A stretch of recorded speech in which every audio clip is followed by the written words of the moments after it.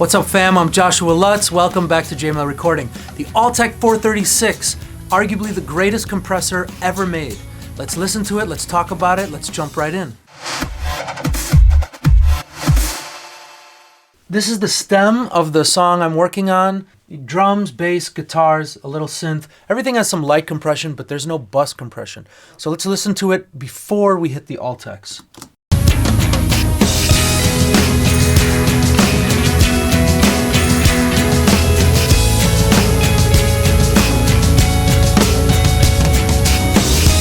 Okay, it's a little boxed in. We want to bring it out. So here's through the Altecs. Ready?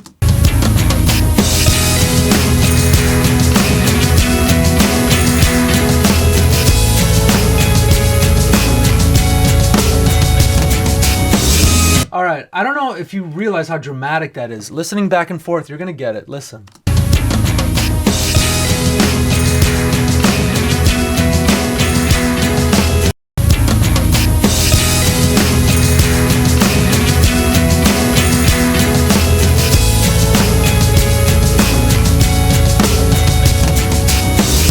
One more time.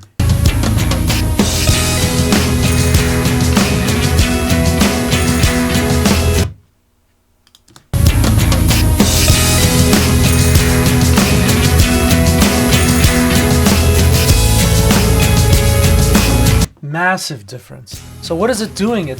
What's happening is the two units aren't necessarily matched either. So there is a little bit of, I'm looking at my correlation meter and there's not phase happening. It's in perfect phase alignment. When you have perfectly matched compressors, you actually are losing some of the width that you can get. It's nice to have unmatched compressors a bit. In fact, I have a pair of distressors here out of the shot. They're actually serial number 1 and 2. Pretty cool. I got them from the original designer. And they're stereo linked in the back. And I prefer to not stereo link them and give them slightly different settings to bring everything out. It actually increases the stereo width. That's a little secret tip. But that's a part of what's happening. The other part being the PEERLESS iron transformers. And then lastly, the most important thing is I think that the Altecs are just simple and clean in design. I have a pair here, but we're actually running it through a pair here. This pair I'm preparing for sale. Let's listen to another stem of just synthesizers through the Altec so you can hear what's happening. Okay, so here we go with some synth pads that I want to show you.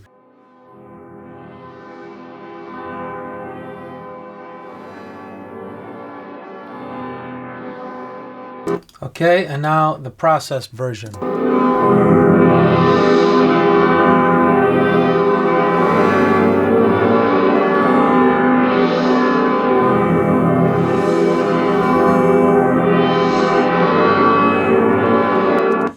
So obviously it's a little louder. That's the benefit of a compressor. What is a compressor? It's a giant volume knob. However, in this case, it's a volume knob that's adding a lot of color and it's doing something a lot of compressors don't do, which is it's adding width and a horizontal expansion. You have compressors that make things louder and a little more crispy and punchy and blah, blah, blah. But you rarely have a compressor that can do what this one's doing. Let's listen to another pad.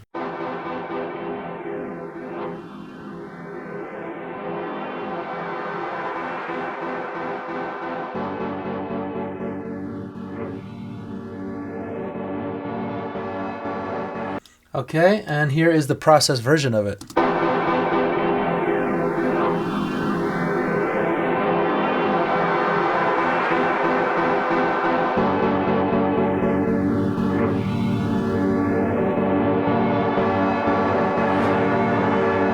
What I've noticed about the Altecs is they like medium to low levels. They don't like to be slammed with a ton of volume. You give it something quiet like this, and it just really inflates it to a beautiful place. Let's listen to another. Okay, these are going to be just some drum fills. Ready? All right, and now the Altec 436 RS124 processed version. I mean, completely different. Yes, it's louder. You know what? I'm going to volume match. We're going to use my TC Electronic Clarity M to volume match these. Ready? Let's see if it's volume that we're listening to, loudness, or its actual width. And the process version. It gives the illusion of being louder. Incredible. This is a really fun one. Ready? Here we go.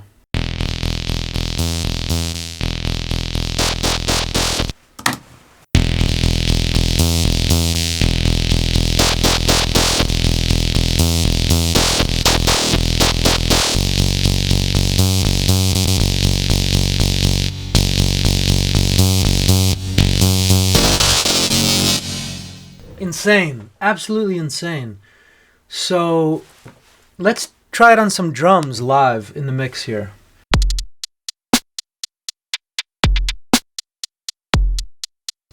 And now we try it with the Altec 436s.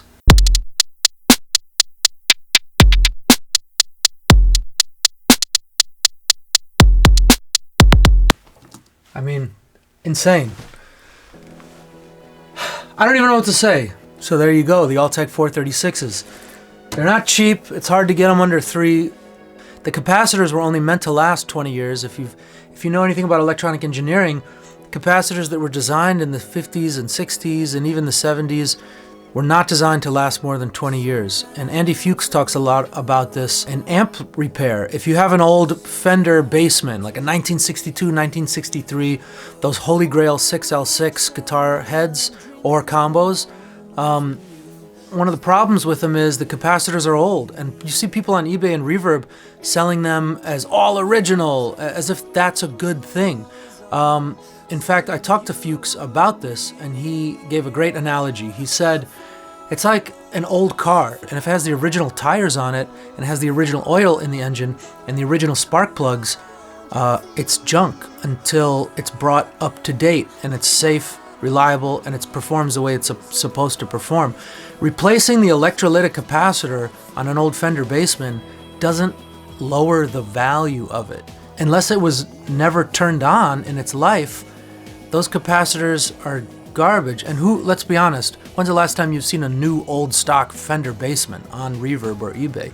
They don't really exist, and if they do, well, you should buy it. What happens is the capacitors, they take a charge and they heat up, and then they cool off, and then they heat up and they cool off, and you throw them in the back of your truck and you take them to a gig, and that can only happen for about 20 years before that capacitor has reached end of life. Where was I going with that? They need to be gutted and recapped, and they also need to be converted. Another thing I notice about the Altecs that's amazing is it rounds off the waveforms. When you really look at these waveforms, it doesn't snap them off like a solid-state compressor does. It just gives it a nice, round, beautiful, warm characteristic. Signature, rather. So there you have it, the Altec 436s. What do you think? What makes these things so special? Let's talk about it. The Peerless transformer was made so amazing. Yeah, the triads are great and all these proprietary transformers, but what is it about the iron Peerless transformer? Well, it actually has a copper core, and the windings were wound at the same time. What does that mean? There's more accuracy in the transformer. It is potted, so you can't get inside of it, but if you could, you'd see that the laminations are perfect. Everything about this transformer checks all the boxes for what makes a great transformer, and Altec used Peerless transformers on most of their stuff. As we know, not all the green-faced Altec stuff is amazing, but the stuff that is just incredible. So not to dog my Brits across the pond, but a lot of what was happening in Europe at that time in that area, they were just trying to copy what was happening in America. If you talked to the Beatles, as many did during the time when they were playing in the cavern, in the basements of the pubs, wearing leather jackets, they would say over and over again, we are trying to emulate what's happening in America right now. Everything they were writing, everything they were doing. And when they presented their stuff to Emmerich, he would dismiss them and said, you guys don't know how to write a song. And he slowly coached them and taught them, from a classical standpoint, on how to write a song in the ABCA format, verse, chorus, coda, out, you know, that whole thing. They didn't know how to do that at that time.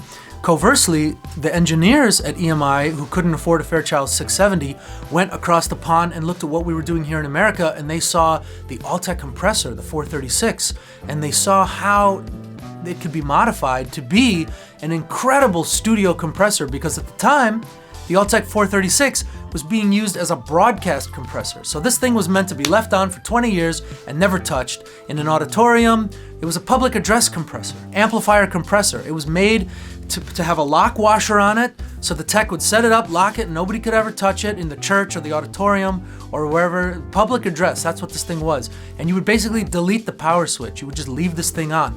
And the manufacturers, the components of the Altec knew that. So PEERLESS transformers were meant to be left on for 20 years. So these transformers had great separation in the winding. There's two windings that are both wound at the same time, and that equates to reduced second order distortion.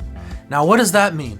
Well, we love harmonic distortion. Look at your distressor. You see the distortion modes? That's even order harmonics. We like those. The ear, for thousands of years, has been tuned to harmony. We hear harmony, we see harmony in nature, we feel harmony in our hearts. Whenever things are in harmony, they're beautiful. And that goes not just to what we see, but to what we hear. So when you have even order harmonics, you have the fundamental, 1, 3, 5, 7, 9, up to the fundamental harmonic. All of that is beautiful. That's what chord structures are made out of. And that thing's vibrating inside of a Fender amp, like the glass vacuum tube, it's creating harmonics. Some people try to mitigate that with these little rubber bands you put on top of the tube called microphonic bands. That's reducing harmonic distortion. Even order distortion is desirable. It's seen in a square wave. But when you run something through like the Altec, the 436, you can crank that thing into oblivion. You can compress the crap out of a source, and you look in the DAW, and it's not distorting. How is this possible? I'm going further and further and louder, and it's not distorting. It's almost like magic. It's like arcane magic. It doesn't make sense. Why is that? That's because the beautiful PEERLESS transformers are rounding the waveform. They are rounding the tops of the waveform, unlike solid state equipment. And here's the battle between solid state. Solid state is sine wave. There is no beautiful harmonic distortion happening at all. It's just when you hit the digital distortion, you get a false frequency or an alias. It just clips and it goes and it sounds like crap. But when you run it through the Altec, you clip, you go further and further. And I don't think there's a compressor on earth that can do what the Altec does, where you can just go into oblivion and it just sounds musical and beautiful, and there's this angelic separation of audio happening, the harmonic distortion that's happening that's desirable. Oh, it's like nothing I've ever heard. So that's part one. Part two of why these are the greatest compressors of all time is because the simplicity of the design. The topology of the 436 is minimal. There's not a lot going on. There's a power supply, which by the way is a soft power supply. It sags. The voltage is not regulated, so it's pulling voltage when needed, and it's not using voltage when it's not needed. And what that does, if you've ever heard a guitar player say the power supply has great sag, that means when it doesn't need the voltage, which reduces even order harmonics, rounding the edges of the waveform, which is amazing.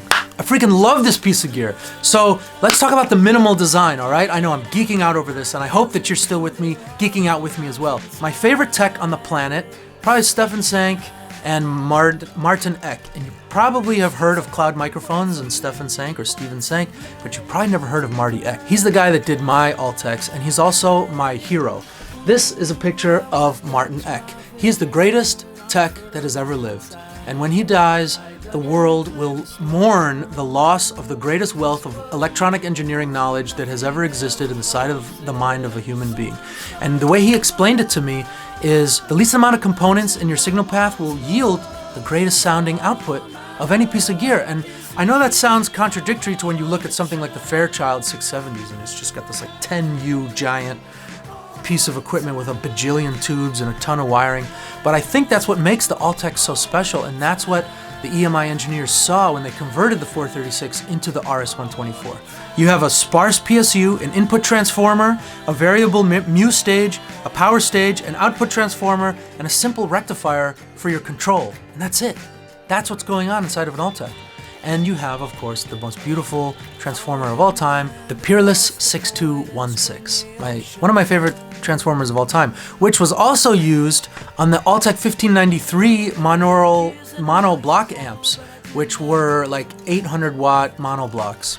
They were voiced to be drop-in replacements for the 1568s and the 1569s, but now I'm getting into audiophile stuff. I digress. Either way, my point is they all had PEERLESS transformers, and it's what makes them so good to this day. Odd order harmonics tend to have a dirtier, grittier sound. They're unpleasant to the ear. The ear recognizes them as non-harmonic content, and it's not pleasing. So let's talk about why they sound so 3D. Now let's talk about the width. Usually when people talk about compressors, you're just talking about a volume knob. Like a plug-in, you're just talking about turning up the volume and hoping, you can turn it up. The loudness war has taught us to try to turn it up as loud as we can without clipping.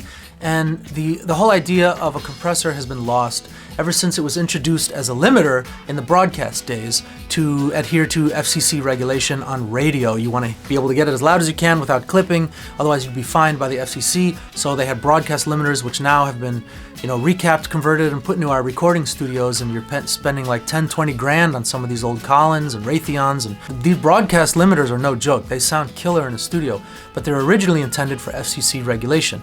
So why do the Altec 436s sound so 3D, so wide? I'm going to teach you an incredible secret. Even if you're a seasoned professional audio engineer, you probably don't know the secret, is that stereo linking a pair of compressors is not always a good idea.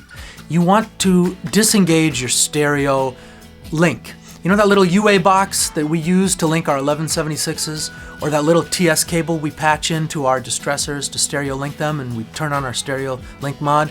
Or all these other, I got my beautiful retrograde equipment, dual stereo federal compressor with a dual link mode. I like to turn it off and then slightly tweak the nipples of one side a little different than the left side to really get them to pop.